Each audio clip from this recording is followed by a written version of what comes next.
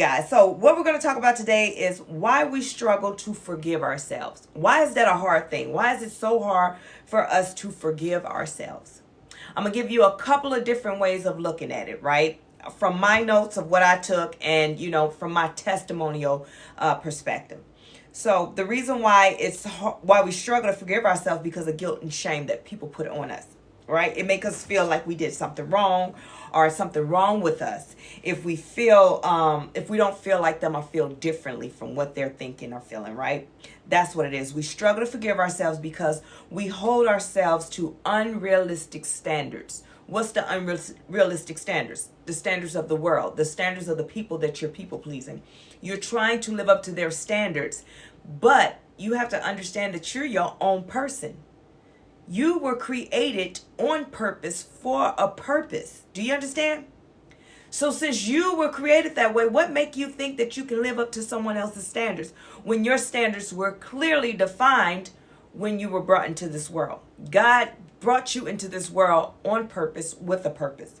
So it is an ability to accept that humans make mistakes and you get trapped in a cycle of that guilt and that shame.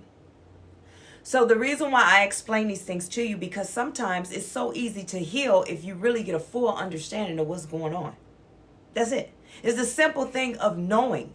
We really don't understand the definitions of things or what a thing is. We just hear it and we put our own experience to it and it becomes that definition. So I'm teaching you the correct definition so you can identify that thing and disconnect. All right? So how guilt blocks healing. When you are guilty with a thing or feeling guilty as or something, you will block your healing. You'll constantly be at that wall, bumping the wall. You can't move forward. And the reason why you can't move forward is because of the blockages that you created or the world put on you. So with that guilt blocks healing by trapping you in cycles of self-criticism, anxiety, and depression. That's how it happens. So, let's look at it as self-compassion, right? Whenever you're starting to feel guilt, I want you to challenge it with giving yourself self-compassion and positive actions. So if we trapped in cycles of self-criticism, anxiety, and depression, I want you to meet that thing with compassion. I want you to meet that thing with positive actions.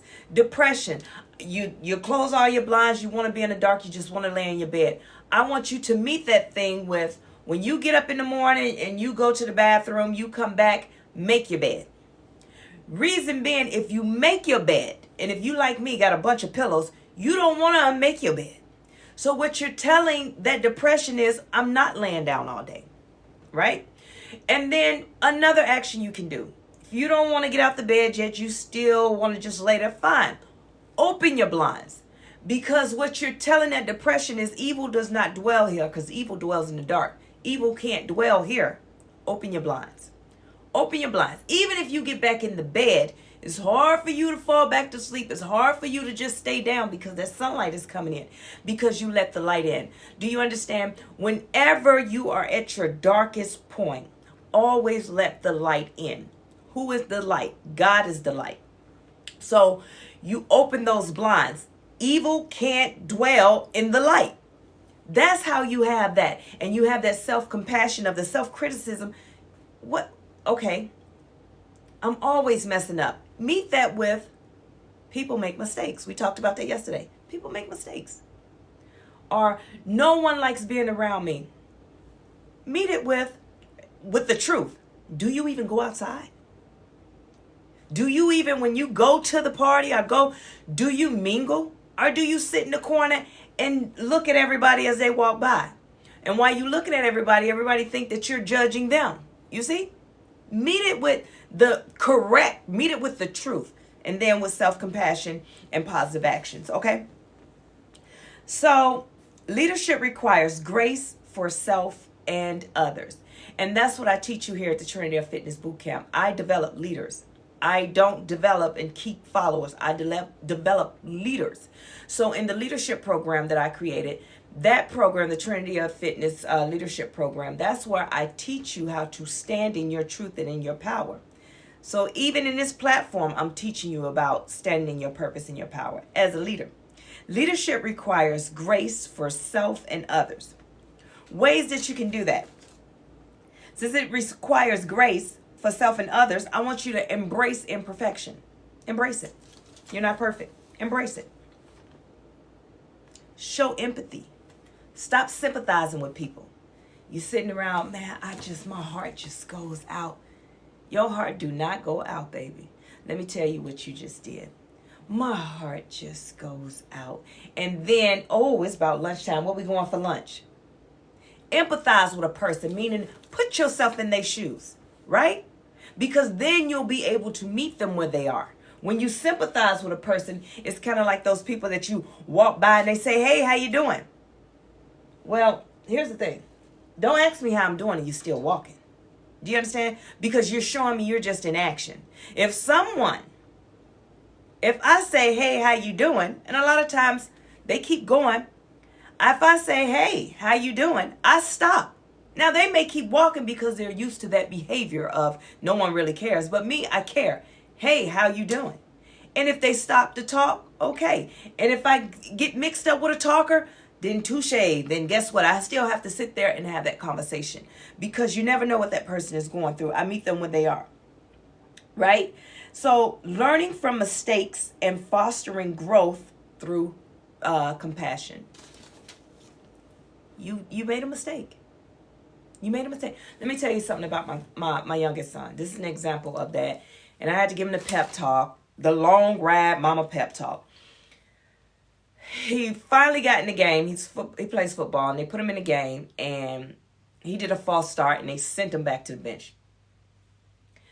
Me, I'm sitting back like, all right, it was a false start. I mean, it happens. I'm a football girl. It's a false start. Matter of fact, the whole team, the whole night, that's all he was doing is false starts. But for him, he took it so hard. And that's one thing about my son is he's very self-centered. So these are lessons that he needed to learn. However, but as his mother, I had to empathize and meet him where he is.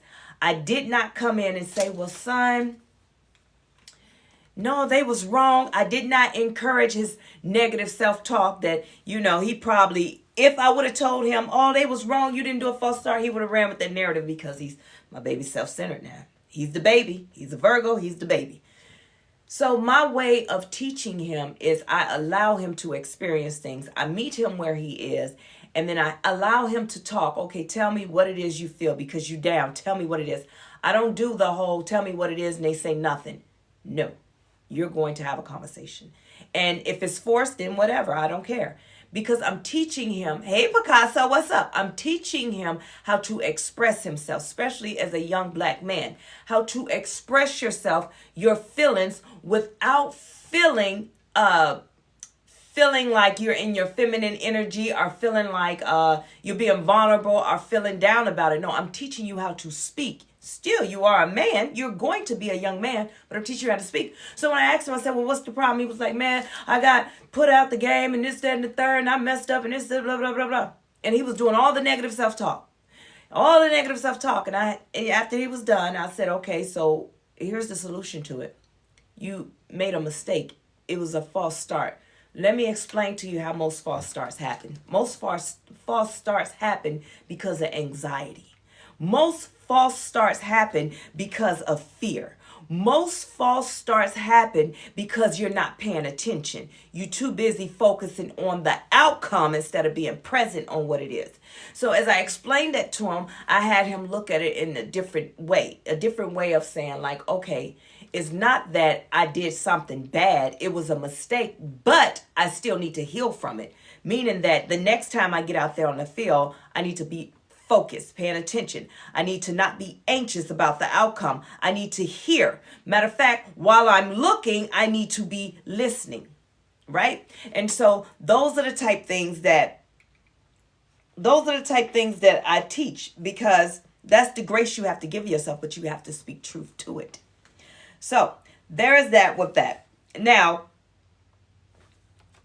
we're going to go into separating mistake versus the identity. Separate mistake versus identity.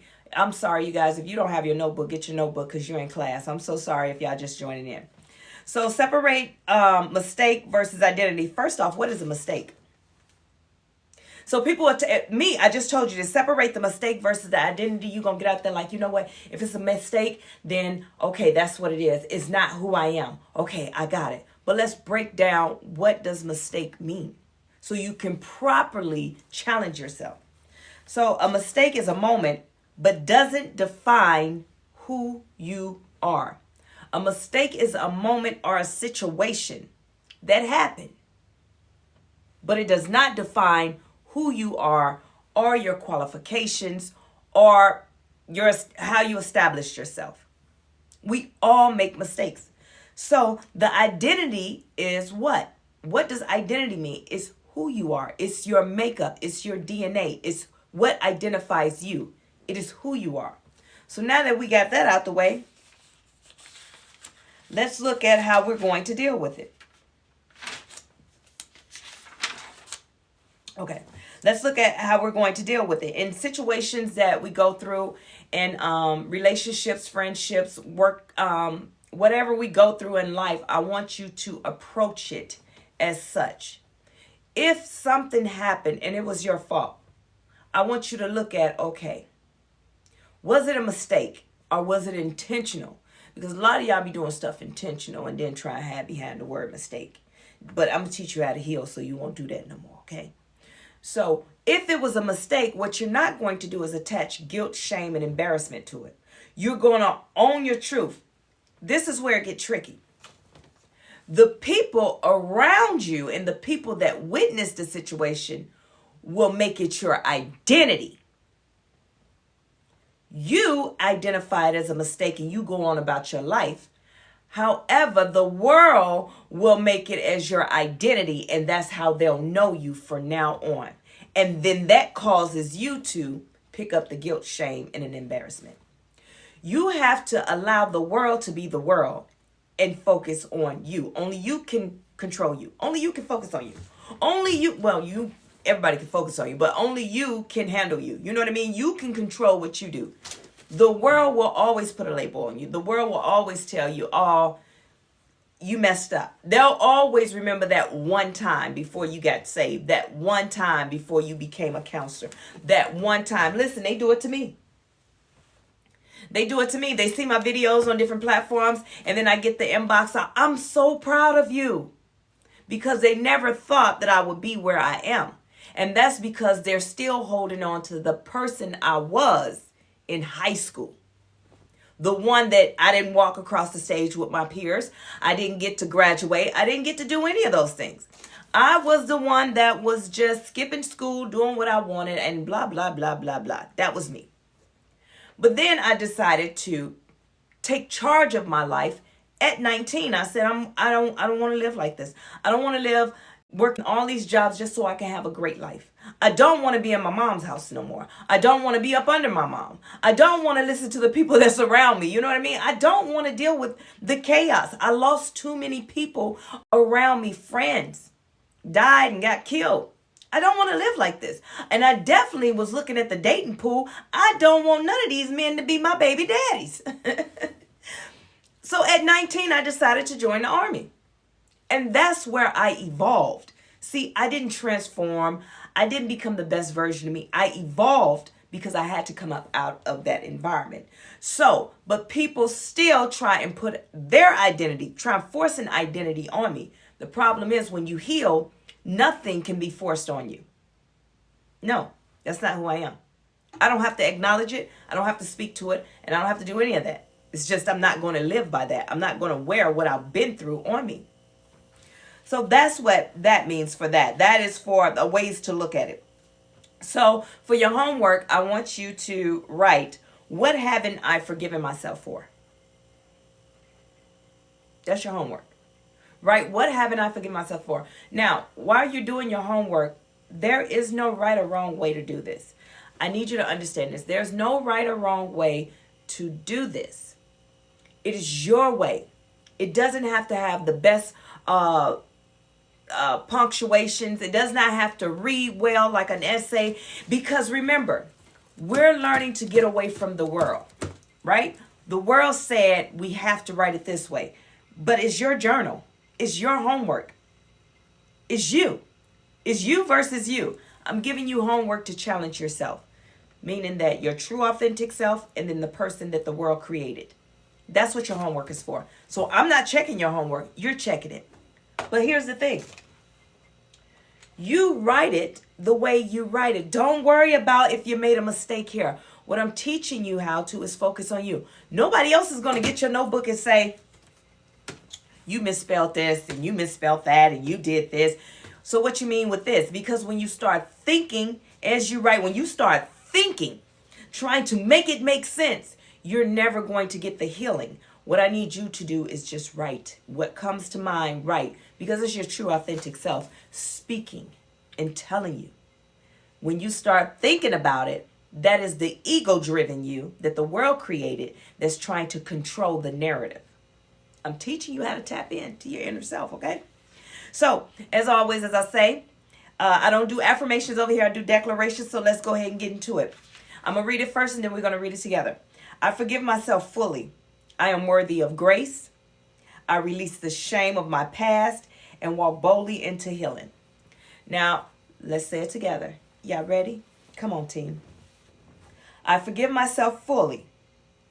I am worthy of grace. I release the shame of my past and walk boldly into healing.